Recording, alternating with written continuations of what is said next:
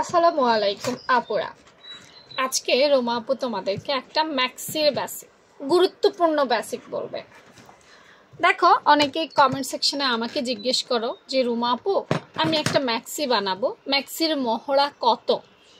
প্রশ্ন করো না? অনেক সময় দেখবা আপু কি সুন্দর এড়িয়ে যাই। কেন এড়িয়ে যাই সেটা বলবো, এবং আমি বলে দিলে তোমরা বুঝতে পারবে তোমাদের কি করা উচিত আর কি করা উচিত না। ম্যাক্সির মহড়া দুইভাবে নেওয়া যায়, দুইটা ভাবে ম্যাক্সির মহড়া নেওয়া যায়। একটা দেখো, এই যে পাশ দেখতে পাচ্ছ, এই পাশটা কম কিন্তু লম্বায় বেশি। এই সেলাই কাজ 100 ভাবে করা যায় ভাই, দিন শেষে তোমারটা পারফেক্ট হলো কিনা সেটাই দেখার বিষয়। এই যে দেখতে পাচ্ছ, হ্যাঁ, মানে এটা হচ্ছে লম্বায় বেশি কিন্তু পাশে কম। এই হচ্ছে ম্যাক্সির একটা বেসিক। এভাবেও ম্যাক্সির মহড়া নেওয়া যায়। এবার আসো দ্বিতীয় ভাবে দেখাই। এটা হচ্ছে পাশটা বেশি থাকবে, পাশের জায়গাটা এটা যেমন চিপা ছিল অল্প একটু, এরকম অল্প থাকবে না, পাশটা অনেক বেশি থাকবে কিন্তু লম্বায় কম হবে। এই লম্বায় কম হবে, এভাবে ঘুরে আসবে।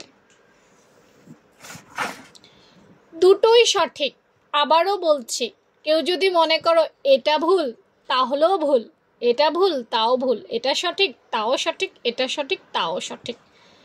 সেলাই কাজ সর্বশেষে তুমি কিভাবে মিলাতে পারলে, কাস্টমার পরে শান্তি পেল কিনা, তার পছন্দ হইল কিনা, তার কোনো সমস্যা হইল না, যদি করতে পারো সেটাই পারফেক্ট। এক একজন এক এক নিয়মে অঙ্ক করে, ঠিক ম্যাক্সিটারও এক একজন এক এক নিয়মে মহড়া নেয়।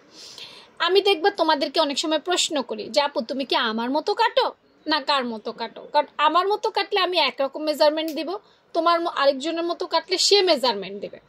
ধরো এখান থেকে এখানে 4 ইঞ্চি নিলেই কিন্তু একটা মহড়া হয়ে যাচ্ছে, লম্বা এখান থেকে এখানে 4 ইঞ্চি, আবার এই মহড়াটা এখান থেকে 6 ইঞ্চি নিতে হচ্ছে। দিন শেষে একটা জিনিস খেয়াল করো, এখান থেকে মূল মহড়া এখান থেকে ঘুরাইলে মনে করো এখানে 6 আসছে, হ্যাঁ, এখান থেকে ঘুরাই এই মহড়াটা যতটুকু হবে, এই মহড়াটা এই দেখো এখান থেকে ঘুরাইলে সেম মাপ আসবে। দুইটা মহড়ার মাপ কিন্তু সেম। এখন তুমি কিভাবে মিলাবা, তুমি কি এই নিয়মে মিলাবা নাকি এই নিয়মে মিলাবা, সেটা তোমার ব্যক্তিগত ব্যাপার। ঠিক আছে, আমারটাও ভুল না, আরেকজনেরটাও ভুল না, কিন্তু তোমাকে বুঝতে হবে তুমি কোনটা ব্যবহার করবে। এটা যদি সিস্টেম এই মহড়াটা ব্যবহার করো তাহলে একরকম নিয়মে কাটতে হবে, এটা যদি করো আরেক নিয়মে কাটতে হবে।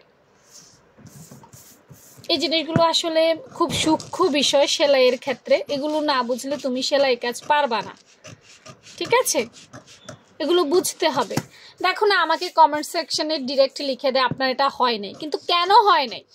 আমি তো ঠিকই করছি, দিব্যি করছি, আমার হচ্ছে না? আমার কাস্টমার কি নিচ্ছে না? নিচ্ছে তো, আমার তো হচ্ছে। দিন শেষে আমি মিলাইতে পারতেছি, তুমি না বুঝলে তো মিলাতে পারবা না। ওকে।